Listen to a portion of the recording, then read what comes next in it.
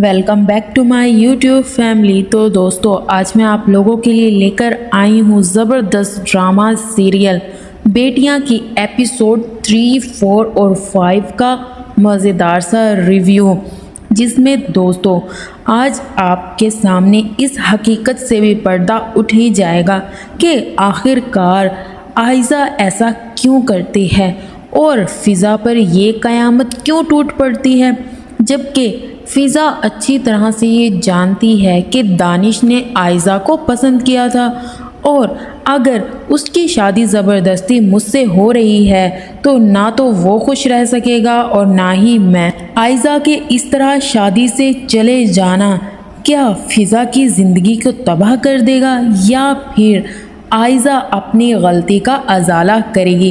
तो दोस्तों, ये सब कुछ पता चलेगा आपको आज की इस वीडियो में। तो जो लोग चैनल पर नए आए हैं, चैनल को सब्सक्राइब करना हरगिज़ मत भूलना, ताकि इसी तरह आपको आपके ड्रामे की मनपसंद एपिसोड का रिव्यू आसानी के साथ मिलता रहे।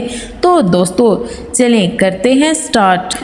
दोस्तों, होना तो ये चाहिए था कि अगर दानिश ने बड़ी बेटी के रिश्ते से इनकार कर दिया था तो यहीं पे उन्हें आयज़ा के रिश्ते से भी इनकार कर ही देना चाहिए था कि जब बड़ी बेटी फ़िज़ा के रिश्ते से उन लोगों ने नापसंदीदगी का इजहार किया है तो हम हरगिज़ अपनी दूसरी बेटी भी इन लोगों को नहीं देंगे। लेकिन इज्जतों का जो भूत सवार हुआ था सब पर, उसने आखिरकार फ़िज़ा को ही अपनी लपेट में ले लिया, जबकि फ़िज़ा का जो वालिद है वो फ़िज़ा को हर मुश्किल और हर परेशानी से बचाना चाह रहा होता है। लेकिन फ़िज़ा को इस चीज़ पर कोई एतराज़ नहीं होता जब दानिश उसे रिजेक्ट करके आयज़ा का रिश्ता मांग लेता है। घर वालों का फ़र्ज़ तो ये बनता था, अगर वो आयज़ा का रिश्ता मांग रहे हैं तो उन्हें फ़ौरन इनकार कर देना चाहिए था कि जब बड़ी बेटी नहीं तो हम छोटी भी नहीं देंगे। लेकिन वो आयज़ा का रिश्ता दानिश के साथ तय कर देते हैं सिर्फ इसलिए ताकि लोग बातें ना बनाएं कि इसके घर में इतनी बेटियां हैं, अभी तक किसी की शादी नहीं हो रही। लेकिन अब उन्हें ये भी खौफ हो रहा होता है कि बड़ी को छोड़कर अगर हम छोटी का रिश्ता तय कर देंगे तो लोग इस पर भी बातें बनाएंगे। भाई, क्या अब लोगों की बातों की वजह से हम जीना छोड़ दें? अब उन्हें आयज़ा का भी ख्याल रखना चाहिए कि वो किसी को पसंद करती है और उसी से शादी करना चाहती है। अब ये तो आयज़ा की शराफत है, वो अपने अब्बू के एक बार कहने पर आखिरकार दानिश के साथ शादी से हाँ कर ही देती है। फ़िज़ा भी काफ़ी आयज़ा को समझा रही होती है कि कोई बात नहीं, किसी की शादी तो हो रही है ना, अब्बू की थोड़ी बहुत परेशानी तो कम होगी ना, अब तुम शादी से हाँ कर दो, इनकार मत करना। लेकिन आयज़ा को इतना इमोशनल होने की ज़रूरत नहीं थी, क्योंकि साद भी तो उससे मोहब्बत करता है ना। साद का तो इसमें कोई कसूर नहीं है कि दानिश फ़िज़ा को छोड़कर आयज़ा पे मर मिटा है। अब वो आयज़ा से शादी करना चाहता है और फ़िज़ा से नहीं, जबकि साद आयज़ा को पसंद करता है और वो उसी से शादी करना चाहता है। अब आयज़ा को अपने घर वालों की बातों में आकर साद को तो नहीं छोड़ना चाहिए था। और जब साद को ये पता चलता है कि आयज़ा का रिश्ता तय हो गया है, वो तो आपे से बाहर हो जाता है। वो तो अपने दिल में ये ठान ही लेता है कि मैं कभी भी आयज़ा की शादी किसी और से हरगिज़ नहीं होने दूंगा। अब क्या साद आयज़ा को घर से उठा कर ले जाएगा या फिर आयज़ा ही जानबूझकर घर छोड़कर जाती है? अब साद के दिल में क्या चल रहा है ये तो किसी को कुछ नहीं पता, जबकि साद तो आयज़ा के घर भी आता है उसके अब्बू से बात करने के लिए कि आप ये सब कुछ क्यों कर रहे हैं, जबकि आयज़ा का अब्बू का फ़र्ज़ तो यही बनता था कि उन्हें यहीं पे स्टॉप करके आयज़ा की बात साद के साथ तय कर देनी चाहिए थी। लेकिन उन्हें तो थी अपनी इज्जत की फ़िक्र कि अपनी बेटी की सारी ख्वाहिशों पर पानी फेर के और उसे ज़बरदस्ती दानिश के साथ बांध दिया जाए। अब जहां वो दानिश जो एक पराया लड़का है उसकी ख्वाहिश को देखते हुए अपनी बेटी को कुर्बान करने चले हैं जनाब। अब अगर उन्होंने फ़िज़ा के लिए ना की थी तो आयज़ा को देने की भी कोई ज़रूरत नहीं थी। खैर दोस्तों, ये तो इनके घर का मसला है, लेकिन यहाँ पर फुप्पो तो कोई कसर छोड़ती ही नहीं। उनके हाथ तो कोई ऐसा सबूत लग जाए, वो ये भी नहीं देखती कि ये मेरी भाई की बेटियां हैं, बस सबूत लगना चाहिए। बाकी तो बातें बनाने में दोनों माँ बेटी कोई कसर नहीं छोड़ती। फिज़ा के समझाने पर आयज़ा आखिरकार शादी से हाँ तो कर देती है। खुश भी होती है, सिर्फ इसलिए कि मेरे बाप की और मेरी बहनों की इसी में खुशी है, ताकि किसी को बात बनाने का मौका ना मिले।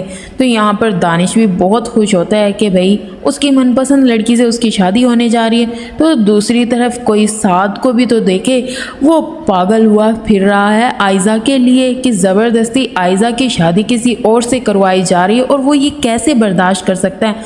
हाँ तो दोस्तों, वो वाकई ये कैसे बर्दाश्त कर सकता है कि जिससे वो बेहद मोहब्बत करता है उसे कोई छीनने चला है। वो ये कैसे बर्दाश्त करेगा कि आयज़ा की शादी किसी और से हो जाए। वो तो आयज़ा को पूरी कोशिश करेगा किसी तरह आयज़ा इस शादी से इनकार करके और मेरी तरफ आ जाए, लेकिन आयज़ा ऐसा नहीं करती क्योंकि वो अपनी बहनों और अपने अब्बू से बहुत मोहब्बत करती है। और करे भी क्यों ना, उसके अब्बू ने सारी ज़िंदगी यही इज़्ज़त ही तो कमाई है। लोगों ने हज़ार बातें की हैं कि इसकी इतनी बेटियां हैं, पता नहीं कैसे इनकी शादियां करेगा। अब वो दिन आया है तो आयज़ा का भी हक बनता है कि वो अपने अब्बू की इस इज़्ज़त का पूरा ख्याल रखे। इसलिए वो बिना सोचे समझे अपनी खुशियां तो कुर्बान करने चली है। लेकिन साथ चल लेता है एक चाल कि अब मैं आयज़ा को बहला फुसला कर अपने घर बुला लेता हूँ। अब वो क्या करता है जनाब, अपने दोस्त को कहकर आयज़ा को कॉल करवाता है। आयज़ा के पास जब उसकी क्लास फेलो की कॉल आती है तो उसे बताता है कि साद ने जहर खा लिया है। अब वो होता है या तो झूठ या सचमुच साथ देने चला अपनी ज़िंदगी। लेकिन जैसे ही आयज़ा बिना सोचे समझे अपनी शादी छोड़कर वहाँ से भाग निकलती है साद की तरफ। जैसे ही साद के घर पहुँचती है वहाँ पर आवाज़ें देती है, चीखती चिल्लाती है। साद उसे अपने घर में बंद कर लेता है और उसकी मिन्नतें समाजते करता है कि प्लीज़ इस शादी से किसी तरह इनकार कर दो, मैं ये बर्दाश्त कर ही नहीं सकता कि तुम मुझसे दूर जाओ।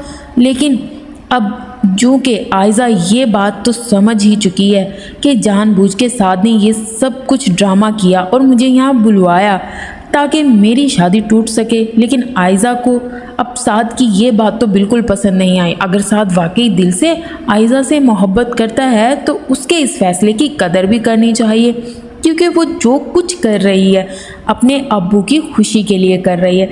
इसमें आयज़ा की भी कोई खुशी नहीं है, ना ही वो साद से दूर जाकर खुश रह सकती है। जहाँ पर साद आयशा से मोहब्बत आयज़ा से मोहब्बत करता तो आयज़ा भी तो साद से मोहब्बत करती ही है ना। लेकिन आयज़ा को साद की ये बात बहुत नापसंद आती है और उसे कह रही होती है कि आखिरकार तुमने झूठ बोलकर मुझे यहाँ तो बुला लिया, लेकिन ऐसा मुमकिन नहीं है कि मैं अपने फ़ैसले से हट जाऊँगी। तुम्हें तो मेरी इज़्ज़त का बिल्कुल ख्याल नहीं है, लेकिन मुझे अपने बाप और अपनी बहनों की इज़्ज़त का पूरा ख्याल है और मैं ऐसा कुछ नहीं करूँगी। इसलिए मुझे जाने दो, वहाँ पर मेरा इंतज़ार हो रहा होगा। जैसे ही आयज़ा तो अपनी शादी छोड़कर वहाँ से निकल आती है, लेकिन पीछे जो क़यामत फ़िज़ा पर टूटती है दोस्तों, उसका तो कोई खमियाजा है ही नहीं।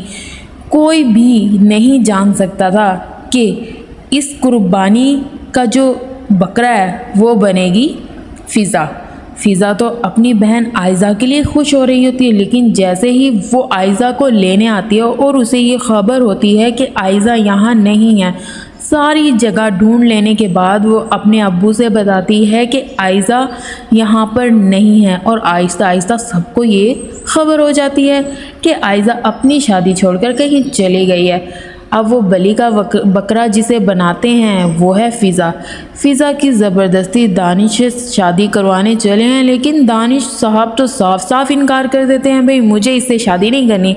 लेकिन दानिश का अबू भी बड़ा सेंटी होता है, यहाँ पर दे देता है दानिश को मज़ेदार सी धमकी।